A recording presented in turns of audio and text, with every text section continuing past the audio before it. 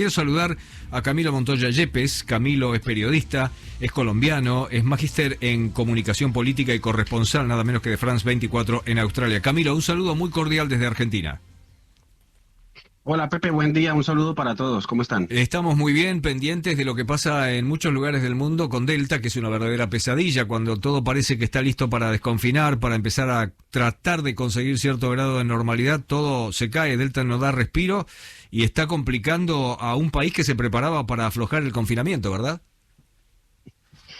Sí, Australia desde que empezó la pandemia ha manejado una estrategia proteccionista, es decir, cerró totalmente sus fronteras para todo aquel que no fuera residente permanente o ciudadano, entonces ni turistas ni estudiantes internacionales han podido ingresar al país desde marzo del año pasado.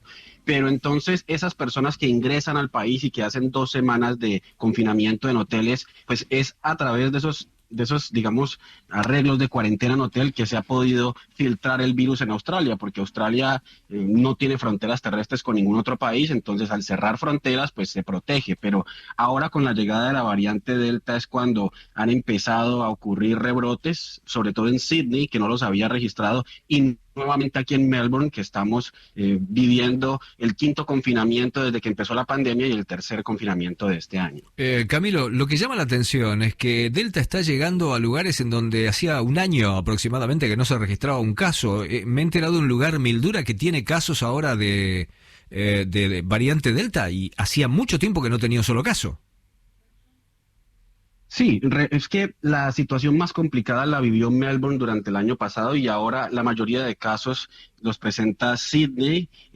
Por ejemplo, en las últimas 24 horas, Sydney, 98 casos nuevos de la variante Delta. Es decir, en este momento Sydney tiene 1.171 casos activos. Recordemos que Australia tiene población de todo el mundo y tiene una población bastante grande, bastante importante que proviene de India.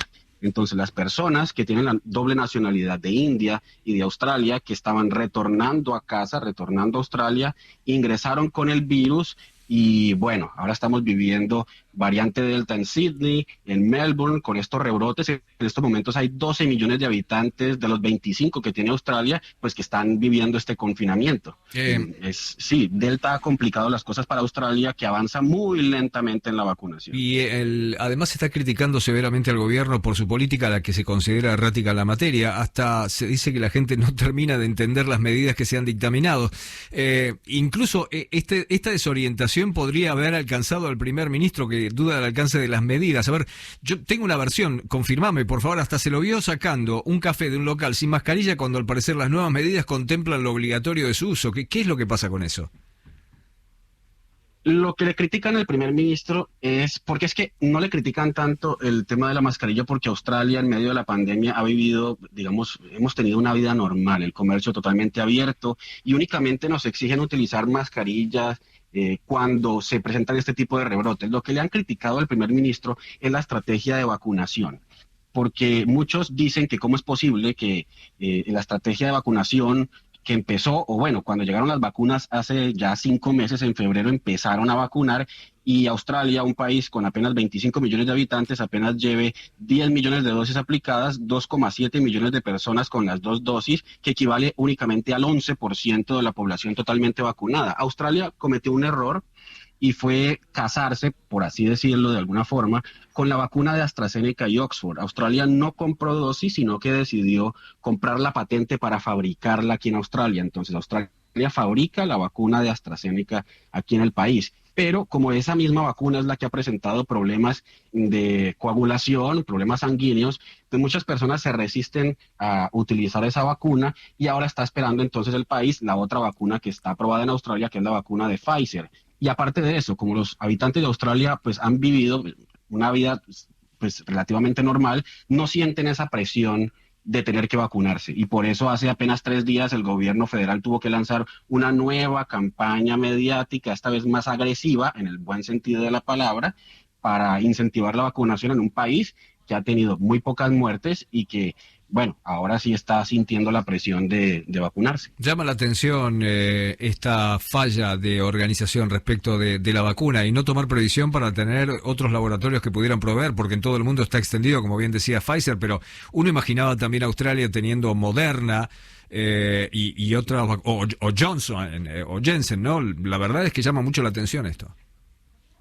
Sí, Australia teniendo a Estados Unidos como uno de sus principales aliados podría fácilmente tener la de Moderna o la de Janssen, que es la de Johnson y Johnson, pero lo que hizo fue hacer un contrato multimillonario con Oxford para tener la de AstraZeneca para fabricarla y ahora Australia deberá esperar 1, 2 y hasta 3 meses para tener digamos, abastecimiento suficiente de Pfizer, porque ahora los científicos australianos han recomendado que todo aquel que tenga menos de 50 años no se ponga la vacuna de AstraZeneca, sino que espera la de Pfizer. Mm. Entonces, en esa dualidad está el país, enfrentando rebrotes en las dos ciudades más pobladas, 12 millones de personas estamos en confinamiento, mientras esperamos vacunas de Pfizer para que quienes tenemos menos de 50 años podamos por fin ser vacunados aquí en Australia. Camilo, te voy a preguntar por cuadro de situación y lo que se puede esperar en las próximas horas de algunos elementos claves para la vida de un país. Primero, el transporte. ¿Qué reglas hay para el transporte? Bueno, el transporte, a ver, los estados, como este es un país que tiene 6 estados y 2 territorios, los estados en este momento tienen las fronteras cerradas. Yo vivo en Melbourne y en estos momentos no puedo viajar a Sydney. Es más, no puedo viajar a 5 kilómetros de mi casa.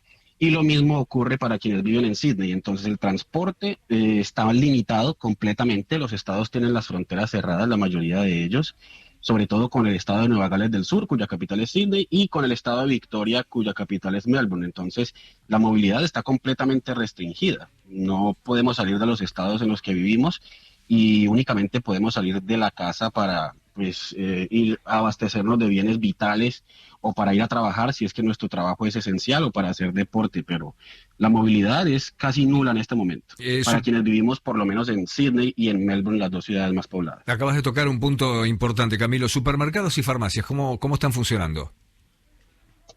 Están funcionando a la perfección, están funcionando completamente, no hay desabastecimiento, en eso sí Australia tiene mucha experiencia, solo se presentó desabastecimiento a principios del año pasado cuando Melbourne vivió la segunda ola de virus, pero de resto todo se consigue, todo está abierto. En el caso de Melbourne, pues es una ciudad que está acostumbrada a los confinamientos, las personas hacen, digamos, siguen las reglas que impone el gobierno y eso es lo que no está pasando en Sydney, donde pues no estaban acostumbrados a estos cierres y apenas están empezando a acostumbrarse a utilizar la mascarilla, pero el abastecimiento está completamente garantizado tanto de medicamentos como de alimentos. ¿Qué pasa? No sé si es tiempo de clases o no, o de preparatorias. ¿Qué pasa con las escuelas?